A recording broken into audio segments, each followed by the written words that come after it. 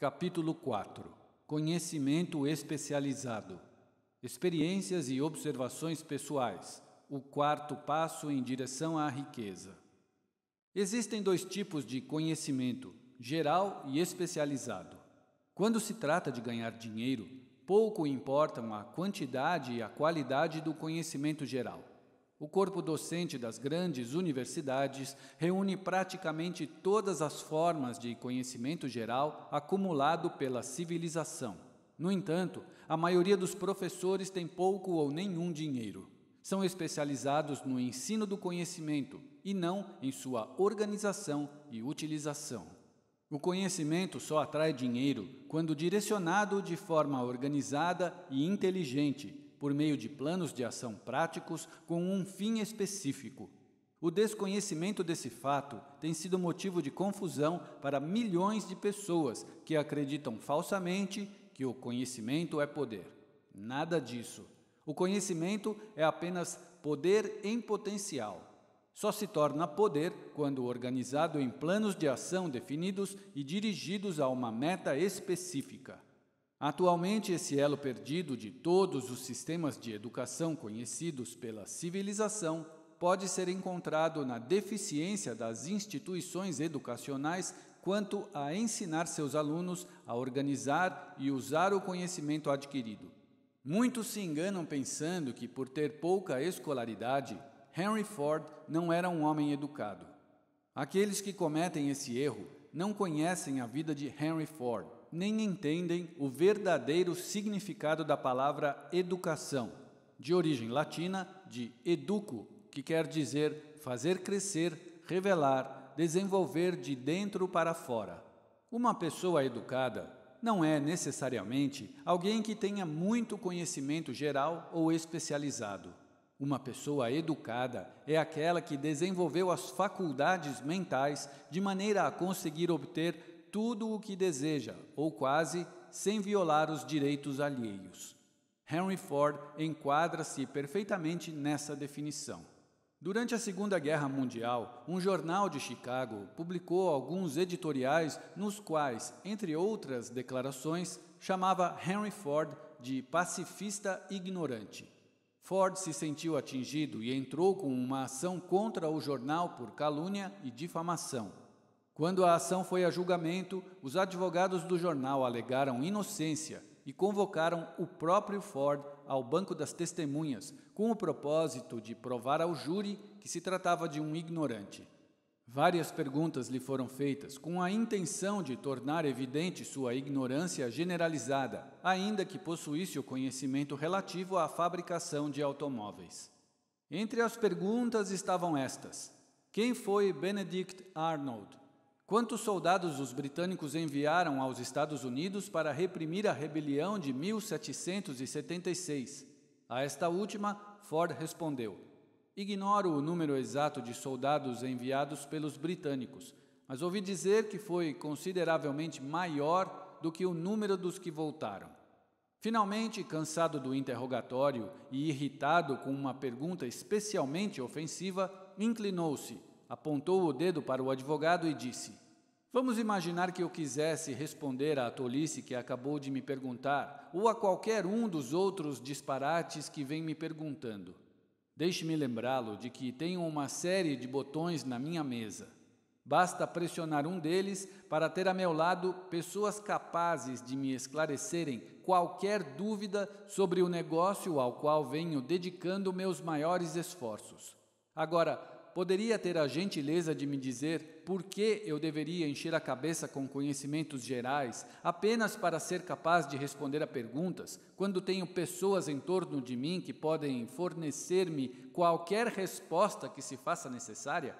Certamente havia uma lógica excelente nessa argumentação. A resposta embaraçou o advogado. Todos no tribunal perceberam que aquela não era a resposta de um ignorante, mas a de um homem que tinha educação. Qualquer homem é educado quando sabe onde buscar o conhecimento de que precisa e como organizar esse conhecimento em planos de ação definidos. Com a assistência do seu grupo de mente mestra, Henry Ford tinha sob seu comando todo o conhecimento especializado que o capacitava a tornar-se um dos homens mais ricos dos Estados Unidos. Não era essencial que o conhecimento estivesse em sua mente. Certamente, a importância desse exemplo não escapará a qualquer um que tenha interesse em um livro como este e inteligência para lê-lo.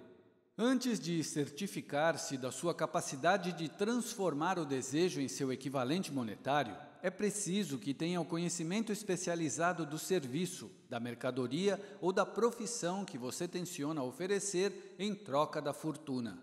Se for preciso um conhecimento especializado superior ao que você teve capacidade ou interesse de adquirir, solicite a ajuda do seu grupo de mente mestra. Andrew Carnegie declarou nada entender dos resultados técnicos dos negócios do aço, nem estar particularmente interessado em aprender. Ele foi buscar o conhecimento especializado necessário à fabricação e comercialização de seu produto nos componentes de seu grupo de mente mestra. O acúmulo de grandes fortunas requer poder, e o poder é obtido pelo conhecimento especializado, altamente organizado e direcionado de forma inteligente. Esse conhecimento, no entanto, não precisa necessariamente ser dominado pela pessoa que acumula a riqueza.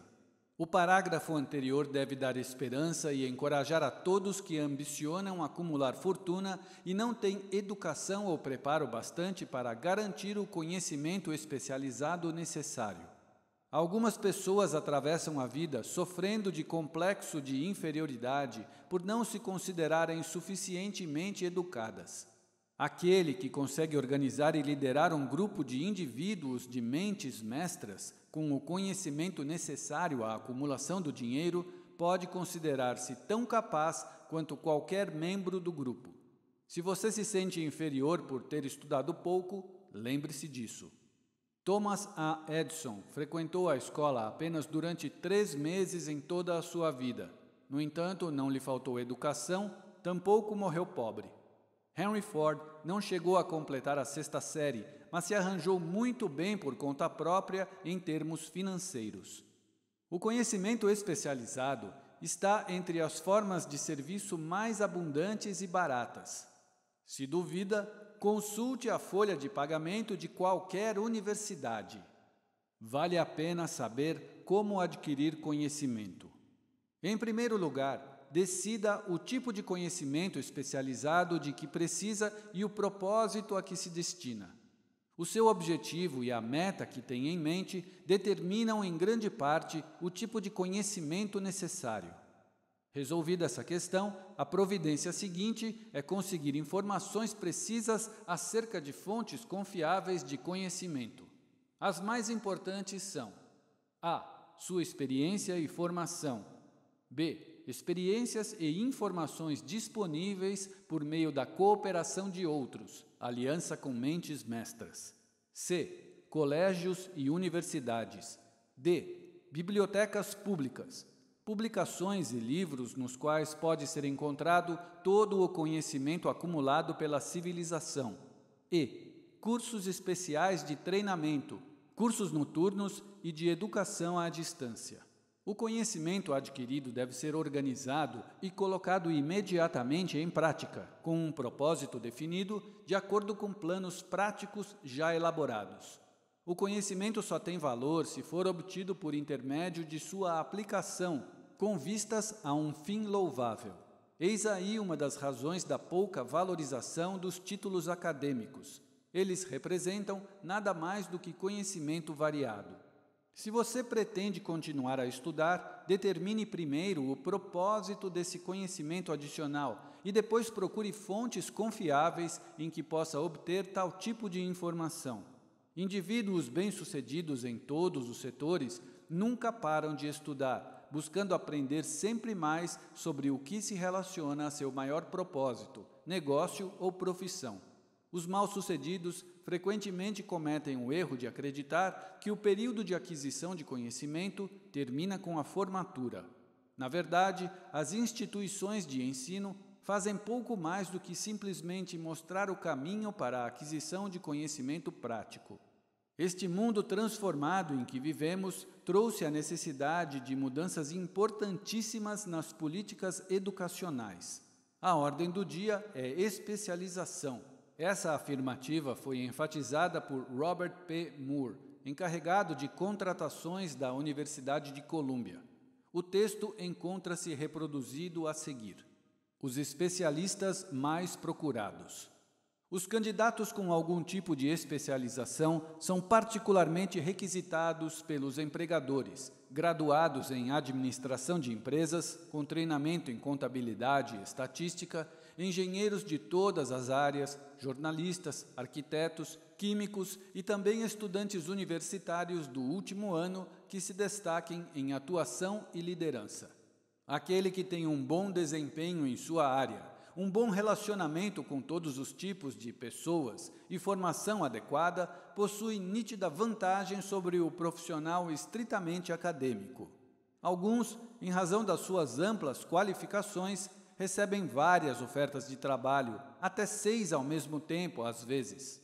Discordando da ideia de que o aluno de conceito A invariavelmente consegue os melhores empregos, Moore disse que a maioria das companhias não se preocupa apenas com os resultados acadêmicos, mas também com as atividades exercidas e a personalidade do candidato. Um representante de uma grande indústria, líder no setor, ao escrever a Moore a respeito da possível contratação de alunos do último ano, disse: "Estamos interessados principalmente em encontrar pessoas que consigam fazer progressos excepcionais na área de gerenciamento. Por isso, damos mais importância às qualidades de caráter, inteligência e personalidade do que à formação específica." Proposta de estágio. Propondo um sistema de estágio de estudantes em escritórios, lojas e indústrias durante as férias de verão, Moore sugere que somente depois de 2 ou 3 anos de universidade os alunos sejam convidados a escolher um curso definido. As instituições educacionais de ensino superior precisam encarar a realidade. Atualmente, todas as ocupações e profissões exigem especialização, disse Moore, insistindo em que tais instituições assumam uma responsabilidade mais direta sobre a orientação vocacional. Uma das mais confiáveis e práticas fontes de conhecimento à disposição de todos quantos precisem de conhecimento especializado são os cursos noturnos, encontrados na maioria das cidades grandes. O ensino à distância também oferece formação nas mais variadas áreas que possam fazer parte dos cursos de extensão. 2 vantagens de fazer um curso sem sair de casa são a flexibilidade do programa e a facilidade de estudar durante o tempo livre.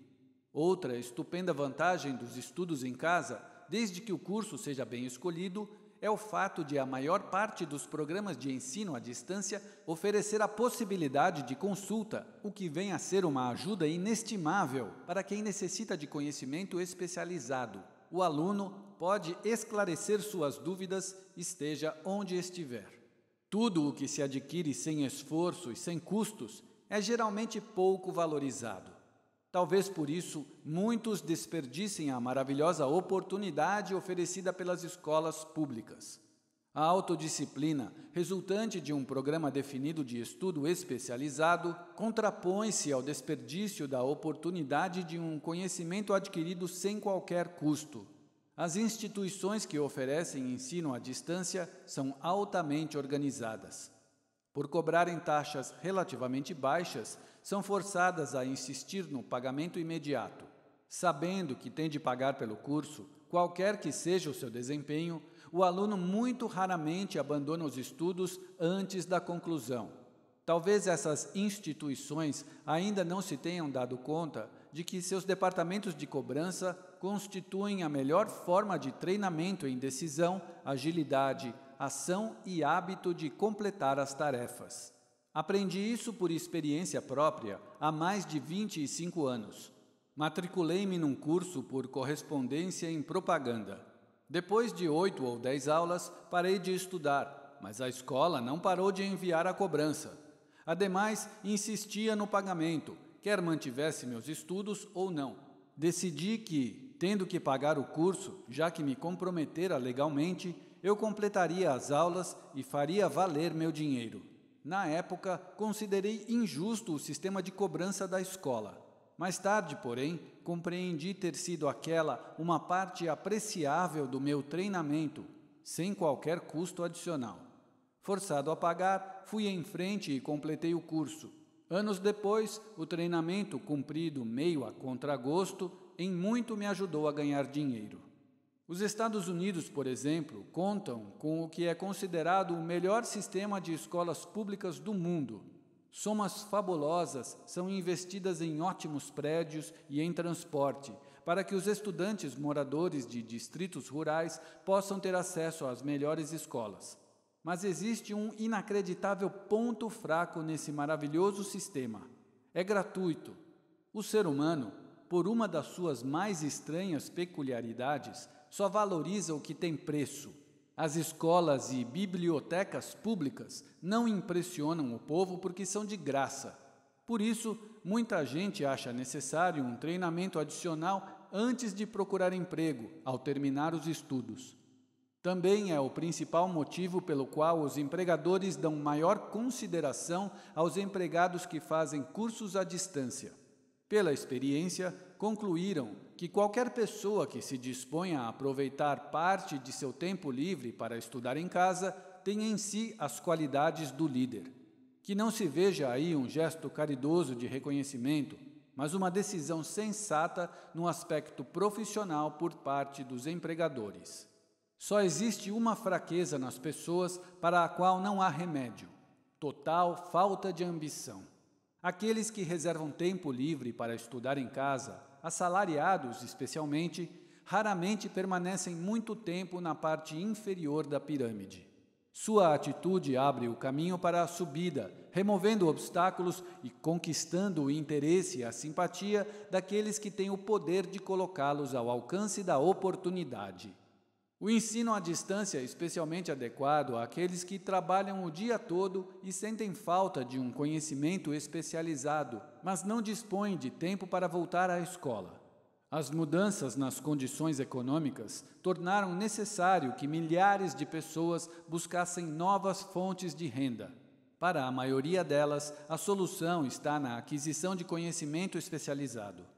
Muitos serão forçados a mudar inteiramente de ocupação. Quando percebe que uma certa linha de produtos não está vendendo, o comerciante a substitui por outra de maior aceitação. Quem vende serviços pessoais também precisa ser um comerciante eficiente. Se não houver retorno, deve mudar para outra área, onde haja maiores oportunidades. Stuart Austin Weir cursou engenharia civil e seguiu essa linha de trabalho até que as condições econômicas limitaram o mercado, tornando sua atividade pouco rentável. Depois de avaliar suas possibilidades, optou pela área da advocacia, voltou à faculdade e frequentou cursos voltados para o direito empresarial. Embora a economia ainda não estivesse inteiramente recuperada, ele completou os estudos, foi aprovado pela Ordem dos Advogados e logo progrediu na profissão, em seu escritório de Dallas, no Texas. Na verdade, teve até de recusar clientes.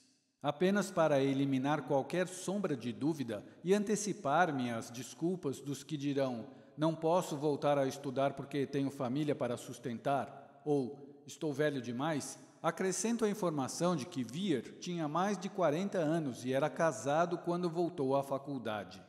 Além disso, por ter selecionado cuidadosamente as matérias, ele completou em 2 anos o curso que a maior parte dos alunos de Direito fazem em 4 anos. Vale a pena saber como adquirir conhecimentos. Aquele que para de estudar, simplesmente porque terminou um curso, está para sempre e irremediavelmente condenado à mediocridade, qualquer que seja sua área de atuação. O caminho do sucesso é o caminho da aprendizagem contínua. Vamos ponderar sobre uma circunstância específica. Durante a depressão econômica nos Estados Unidos, um vendedor de mercearia perdeu o emprego. Como tivera algum contato com a contabilidade da loja, resolveu fazer um curso sobre o assunto. Em seguida, familiarizou-se com os mais modernos equipamentos de escritório e os recursos disponíveis para os contadores. Assim, iniciou um negócio próprio. Começando pelo dono da mercearia na qual havia trabalhado, ele fez contratos de serviços de contabilidade com mais de 100 pequenos comércios, por uma modesta taxa mensal. A ideia foi tão bem sucedida que ele logo sentiu necessidade de montar um escritório volante num pequeno caminhão de entregas, que equipou com os mais modernos recursos para atender os clientes. Em pouco tempo, possuía uma frota desses escritórios contábeis sobre rodas e empregava um grande número de assistentes, oferecendo aos pequenos comerciantes serviços de contabilidade de excelente qualidade a um preço módico. Conhecimento especializado e imaginação foram os ingredientes desse único e bem-sucedido negócio. Logo, o dono dos escritórios volantes pagou quase 10 vezes mais imposto de renda do que o comerciante para quem havia trabalhado, demonstrando assim que o que parecia uma adversidade era, na verdade, uma bênção disfarçada. E tudo começou com uma ideia. A partir da ideia do vendedor desempregado, vou sugerir outra, de possibilidades ainda melhores em matéria de renda. E, além disso, capaz de ser útil aos que precisam muito do serviço. Quando lhe foi sugerido trocar o comércio pela contabilidade, sua primeira reação foi: gosto da ideia, mas não saberia como transformá-la em dinheiro. Em outras palavras, queixava-se de que não saberia comercializar seu conhecimento em contabilidade depois que o tivesse adquirido. Aquele era outro problema a ser resolvido. Com a ajuda de uma jovem datilógrafa que escrevia muito bem, foi preparado um belo livro em que se descreviam as vantagens do novo sistema contábil. As páginas, muito bem arrumadas, foram coladas num álbum que funcionou como um vendedor silencioso, contando tão bem a história que em breve o homem não conseguiria atender sozinho todos os clientes. Existem milhares de pessoas que precisam dos serviços de um especialista em propaganda capaz de preparar um resumo atraente que ajude na divulgação de prestação de serviços pessoais. A renda anual agregada por esse tipo de serviço e os benefícios para os usuários podem facilmente exceder aqueles de uma agência de empregos. A ideia aqui descrita nasceu da necessidade de atender a uma emergência, mas não serviu apenas a uma pessoa. A mulher que criou a ideia era muito imaginativa. Em sua recém-nascida ideia, ela viu a possibilidade de uma nova profissão, destinada a prestar valiosos serviços a milhares de pessoas que precisavam de orientação prática. Estimulada a agir pelo sucesso instantâneo de seu primeiro plano de marketing para serviços pessoais, essa mulher ativa voltou-se em seguida para a solução de um problema similar enfrentado por seu filho, que acabara a faculdade, mas não encontrava mercado para seus serviços. O plano que elaborou para o filho foi o melhor exemplo de propaganda de serviços pessoais que já vi. Quando o álbum ficou pronto, tinha cerca de 50 páginas lindamente datilografadas, com informações devidamente organizadas, relatando as habilidades naturais do rapaz, seu currículo escolar, as experiências pessoais e uma grande variedade de outras informações, longas demais para serem descritas aqui. O texto detalhava ainda o cargo pretendido, além de uma descrição minuciosa de todas as realizações que o exercício das funções lhe permitiria. A preparação do álbum tomou várias semanas de trabalho, durante as quais a criadora mandou seu filho à biblioteca pública quase diariamente, em busca de dados que lhe permitissem articular o texto da melhor maneira possível. Também o fez visitar os concorrentes do potencial empregador para conseguir informações sobre seus métodos de atuação. Tais informações se mostraram valiosas para a descrição do cargo que o jovem pretendia ocupar. Quando o plano finalmente ficou pronto, incluía mais de meia dúzia de sugestões muito boas para uso e benefício da empresa. Foram todas aceitas. Você talvez pergunte: tanto trabalho para conseguir um emprego? A resposta vai direto ao ponto e é de importância crucial, porque lida com um assunto que afeta maciçamente milhões de homens e mulheres cuja única fonte de renda é a prestação de serviços. A resposta é: fazer algo bem feito nunca é trabalho. O plano preparado por aquela mulher em benefício do filho ajudou-o a conseguir o trabalho que buscava, na primeira entrevista, com um salário fixado por ele. Além do mais, e isto também é importante, o cargo não exigiu que começasse de baixo. Ele iniciou como executivo júnior com salário condizente. Você ainda pergunta por que tanto trabalho?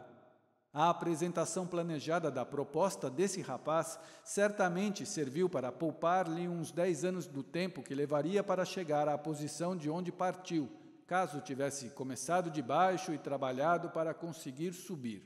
A ideia de começar de baixo e trabalhar para subir pode parecer segura, mas a principal objeção a ela é a seguinte: muitos dos que tentam seguir esse caminho jamais chegam a levantar suficientemente a cabeça para serem vistos pela oportunidade. Assim, permanecem onde estão. É importante lembrar também que o panorama visto de baixo não é dos mais animadores. A tendência é sufocar a ambição. Nós chamamos de cair na rotina, isto é, aceitar o destino pelo hábito de executar todos os dias as mesmas tarefas. É muito difícil abandonar um hábito arraigado.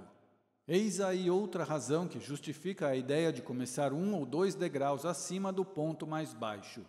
Fazendo assim, forma-se o hábito de olhar em torno, de observar como os outros seguem adiante, de perceber a oportunidade e abraçá-la sem hesitação. Dan Halpin é um esplêndido exemplo do que quero dizer. Durante seus dias na faculdade, foi responsável pelo famoso time de futebol do Notre Dame, durante o Campeonato Nacional de 1930, sob a direção do falecido Knut Rockne. Talvez o grande treinador de futebol o tenha inspirado a pensar grande e a não confundir derrota temporária com fracasso, assim como Andrew Carnegie, o grande líder industrial, inspirou seus funcionários a estabelecer metas ambiciosas. Seja qual for o caso, o jovem Halpin terminou a faculdade num momento especialmente desfavorável, quando a crise econômica norte-americana havia feito escassearem os empregos. Assim, após uma passagem muito rápida pelos bancos de investimento e pela indústria cinematográfica, ele pegou a primeira função com certo potencial que conseguiu encontrar: vendedor de aparelhos auditivos elétricos, com comissão sobre as vendas. Qualquer um poderia começar nesse tipo de trabalho, e Halpin sabia disso, mas foi suficiente para lhe abrir as portas para uma oportunidade. Por quase 2 anos continuou num emprego que não era de seu agrado e teria continuado assim, não fosse sua inquietação. Primeiro conquistou a posição de gerente assistente de vendas. Esse único degrau galgado foi o bastante para colocá-lo acima da multidão, de onde podia enxergar maiores oportunidades e onde as oportunidades podiam vê-lo. Foi tão bem sucedido nas vendas que A. M. Andrews, presidente do conselho administrativo da Dictograph Products Company, uma empresa concorrente, quis saber mais sobre aquele tal Dan Halpin, que ameaçava sua posição no mercado. Halpin foi chamado à presença de Andrews. Quando a entrevista terminou, Halpin era o novo gerente de vendas, encarregado da Acousticon Division. Em seguida, para testar a capacidade do jovem, Andrews viajou para a Flórida, onde ficou por 3 meses, deixando Halpin se arranjar sozinho na nova função, para nadar ou afundar. Ele não afundou. O lema de Knut Rockne, "O mundo ama os vencedores e não tem tempo para os perdedores", inspirou-o a dedicar-se tanto ao trabalho que foi eleito vice-presidente da empresa e gerente-geral da Acousticon and Silent Radio Division, um cargo que qualquer funcionário se orgulharia de ocupar não antes de 10 anos de leais esforços. Halpin conseguiu o resultado desejado em pouco mais de 6 meses. É difícil dizer qual dos dois, Andrew ou Halpin, é mais digno de elogios, já que ambos demonstraram possuir em abundância esta rara qualidade conhecida como imaginação. Andrews merece crédito por ter percebido no jovem Halpin um empreendedor de primeira ordem. Halpin merece crédito por ter se recusado a manter-se em um emprego que não queria. Este é um dos principais pontos que eu estou tentando enfatizar por meio de toda esta filosofia. Galgamos as posições mais altas ou ficamos no fundo por causa de condições que podemos controlar se quisermos. Existe outro ponto que quero deixar bem claro. Sucesso e fracasso são, em grande parte, resultados do hábito. Não tenho dúvida de que a íntima associação de Dan Halpin com o maior treinador de futebol norte-americano de todos os tempos plantou em sua mente o mesmo tipo de desejo de excelência que fez o time de futebol do Notre Dame alcançar fama mundial. Existe algo de verdade na ideia de que reverenciar um herói ajuda, desde que se reverencie um vencedor. Halpin me disse considerar Rockne um dos maiores líderes do mundo. Minha crença na teoria de que associações profissionais são fatores vitais para o sucesso ou para o fracasso foi recentemente demonstrada quando meu filho Blair negociava uma colocação com Dan Halpin e este ofereceu-lhe um salário inicial correspondente à metade do que oferecera uma empresa concorrente.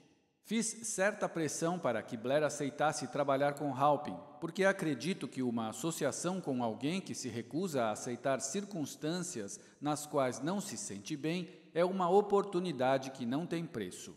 A base da pirâmide é um lugar monótono, sombrio e desvantajoso para qualquer um. Eis aí a razão pela qual me demorei tanto descrevendo como a lentidão do começo pode ser evitada com um bom planejamento.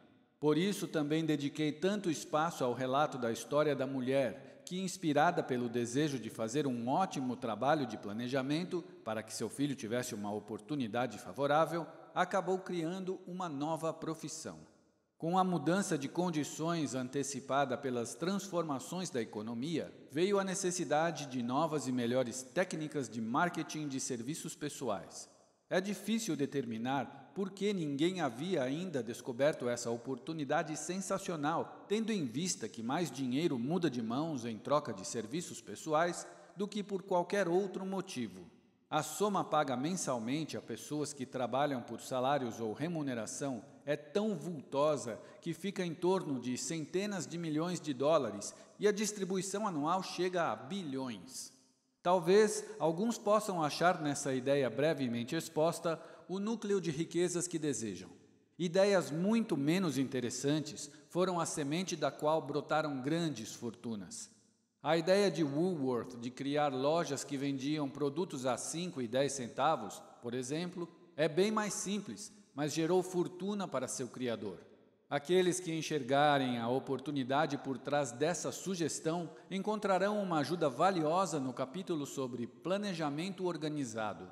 Ao mesmo tempo, um eficiente profissional de marketing fará bons negócios onde houver gente à procura de melhores mercados para serviços pessoais. A aplicação do princípio da mente mestra pode garantir a alguns, com o talento apropriado e a disposição de formar alianças, uma atividade rapidamente rentável. Um dos participantes do grupo precisaria escrever bem e ter aptidão para anunciar e vender.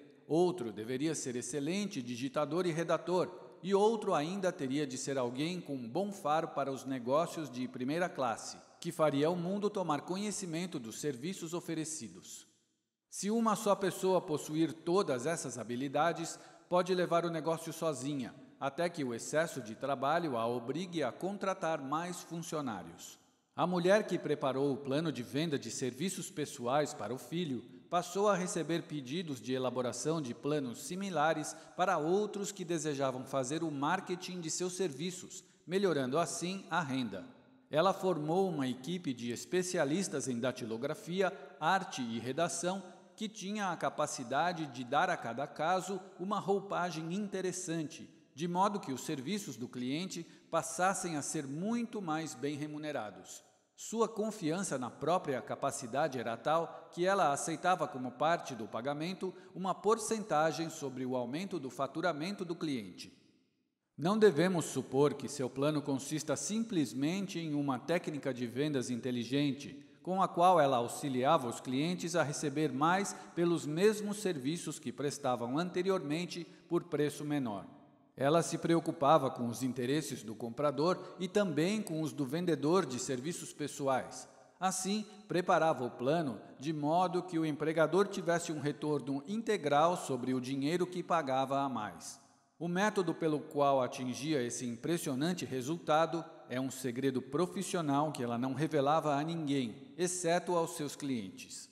Se você tem imaginação e procura uma maneira mais lucrativa de prestar seus serviços pessoais, essa sugestão pode ser o estímulo que faltava.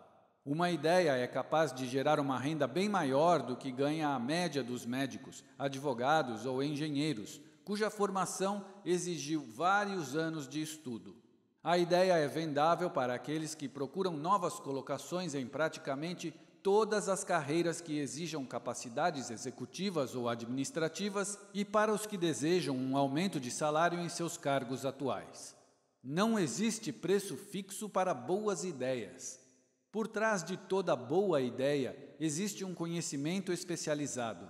Infelizmente, para aqueles que não encontram fartura de riquezas, o conhecimento especializado é mais abundante e mais facilmente adquirido do que as ideias. Graças a essa verdade incontestável, existe uma demanda generalizada e crescente de indivíduos capazes de ajudar outros a venderem vantajosamente seus serviços pessoais. Capacidade quer dizer imaginação, a qualidade única necessária à combinação de conhecimento especializado com ideias, sob a forma de planejamento organizado a fim de descobrir riquezas. Se você tem imaginação, este capítulo pode trazer-lhe de presente uma ideia suficientemente boa para dar início às riquezas que deseja. Lembre-se, a ideia é o principal. O conhecimento especializado pode ser encontrado ali na esquina, em qualquer esquina.